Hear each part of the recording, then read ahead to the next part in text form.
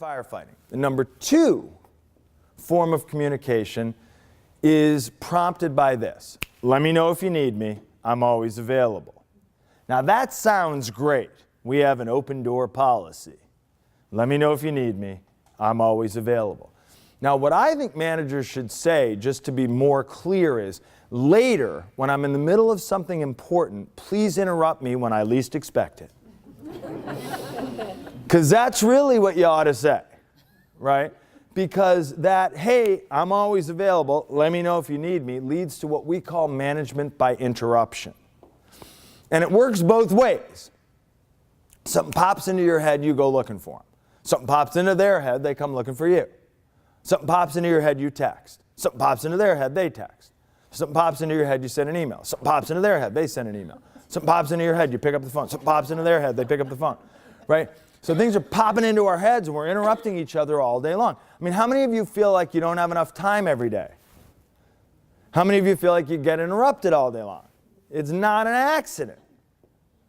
And nobody's at their best when they're being interrupted. Right? So you say, hey, do you have a second? Yeah, I'm in the middle of something. Well, just do it however you think it should be done, even though it's not up to you. That's how that happens. Because when you're in the middle of something, you're in the middle of something. You have to pull your attention out of it. You have to try to tune into the person, and what you really want to do is get back to what you were doing.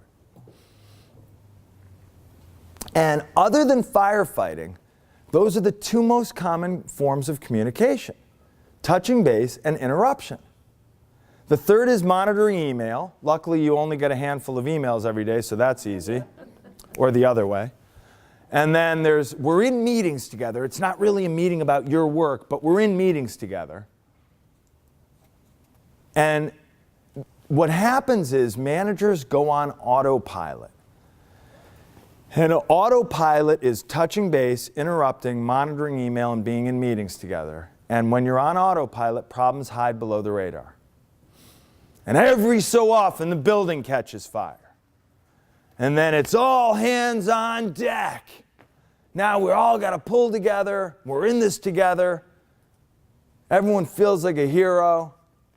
We salvage the wreckage. And then we go right back to being hands off because now we really don't have time. This is how most managers use their management time. The alternative to this is structured communication. Structured communication.